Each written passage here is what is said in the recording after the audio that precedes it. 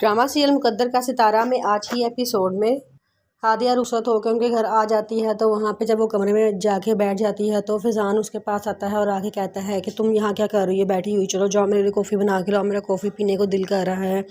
दरअसल वो नशे के असर में होता है, उसको कुछ समझ नहीं आ रहा था वो क्या बोल रहा है। हादिया कहती है कि मुझे नहीं पता किचन कहाँ है। वो कहता है मैंने तुम्हें कह दिया ना मेरे लिए कॉफ़ी बना के लेके आओ, तो जाओ मेरे लिए कॉफ़ी बना के लेके आओ।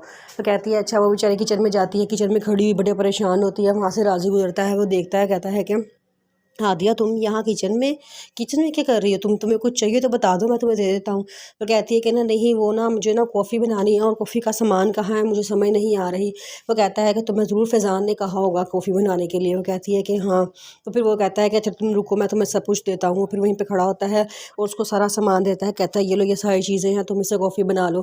तो वो हादी कहती है अच्छा। वो कॉफ़ी बनाती है और सारा खाने की ट्रे तैयार करती है और ऊपर कमरे में ले जाती है। जब वहाँ जाती है तो देखती है कि फैज़ान सोया होता है।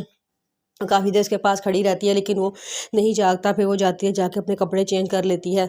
सुबह उठती है तो देखती है कि सुबह उठती है तो वो देख रही होती है कि फैज़ान सो रहा होता है। फैज़ान को जाके उठाती है, कहती है कि सारे हमें नीचे बुला रहे हैं। फैज़ान कहता है कि तुम्हें पता है मेरा 12 बजे सुबह होती है, तुम क्यों मुझे इतनी जल्दी उठाने के लिए आ गई हो। वो कहती है कि मुझे नहीं पता था कि लेकिन आज हमारे पास सुबह है तो हमें खाने पे इकट्ठे जाना चाहिए। वो कहता है कि मैंने फिर वो कहता है एक मिनट रुको।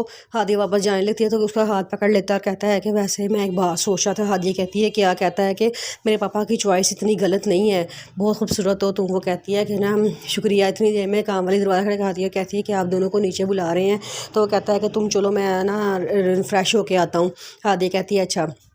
वहाँ नीचे टेबल पर सारे खाने के लिए बैठे होते हैं तो उसके पापा आके जब बैठते हैं वो कहते हैं कि फैज़ान और हादिया कहाँ पर है। उसकी मामा कहती हैं कि आपको तो पता है फैज़ान की सुबह 12 बजे होती है और हादिया भी मेरा ख्याल है अभी तक सो ही रही है। तो कहते हैं कि मैंने जल्दी आज ऑफिस जाना था, मुझे मीटिंग है और उसको चाहिए था ना कि वो टाइम से आ जाते दोनों नीचे, मुझे सबके साथ नाश्ता करना था। जाओ काम वाली कहती जाओ दोबारा उनको बुला के लाओ। काम वाली दोबारा बुलाई जाती है, इतनी देर में हादिया नीचे आ जाती है और वो आके सबको सलाम करती है और अपनी जगह पे बैठ जाती है।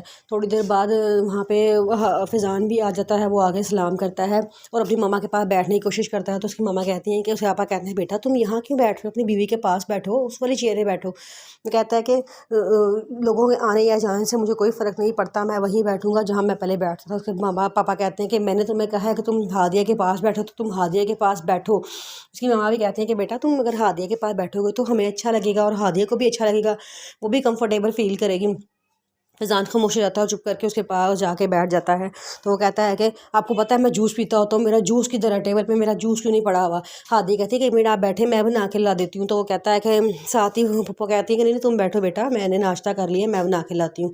तो चली जाती हैं, जाके जूस बनाना शुरू कर देती हैं। तो फिर वो सारे खाना खा रहे होते हैं तो हादिया अपने जब आमलेट ले लेती है तो वो फैज़ान की तरफ देखती है, फैज़ान से कहती है कि आप लेंगे, लेकिन वो बहुत गुस्से में बैठा होता है, उसकी कोई बात का जवाब नहीं देता और ना ही कोई खाना खाता है।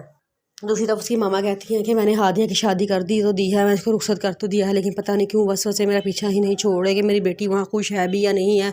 और उसके घर में पहला दिन होगा, पता नहीं इसके साथ कैसा सलूक हो रहा होगा, क्योंकि मुझे ना उसकी माँ खुश लग रही थी ना ही मुझे फैज़ान खुश लग रहा था।